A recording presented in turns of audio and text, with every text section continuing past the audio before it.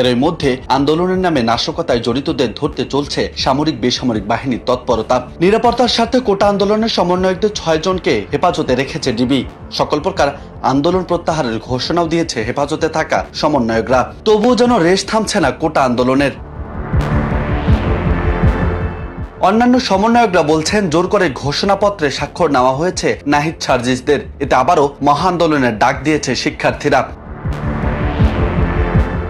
এরই মধ্যে 29 জুলাই সারা দেশের শিক্ষার্থীদের বিক্ষোভ মিছিল ও সমাবেশ করার কথা আছে। এর আগে বৈষম্য বিরোধী ছাত্র আন্দোলনের সমন্বয়ক আব্দুল কাদের কর্মসূচির ঘোষণা দেন। দুপুর 12টায় 9 দফা দাবি আদায়ে এই কর্মসূচি পালন করবে শিক্ষার্থীরা। এদিকে বিভিন্ন স্কুল ও কলেজের শিক্ষার্থীরাও এই কর্মসূচি পালনে একাত্মতা ঘোষণা করেছে। রাজধানী সায়েন্স ল্যাব, প্রেস ক্লাব চত্বর, মিরপুর 10, ইসিবি চত্বর সহ বেশ কিছু এলাকায় জড়ো হওয়ার জন্য শিক্ষার্থীদের আহ্বান করা হয়েছে। ফলে আবারও রণক্ষেত্রে পরিণত হবে ঢাকা, এমন শঙ্কাই করছে রাজধানীবাসী। শিক্ষার্থীদের দাবির গুরুত্ব না পেলে পরিস্থিতি সামলানো কঠিন হবে বলেও মন্তব্য করছেন বিশ্লেষকরা। সুধীজনরা মনে করেন, দেশের শান্তি রক্ষায় শিক্ষার্থীদের শিক্ষার পরিবেশ সৃষ্টি করা জরুরি। অন্যথায় বড় বিপর্যয় আসতে পারে যুব সমাজে, যার প্রভাব পড়বে আগামীর বাংলাদেশে।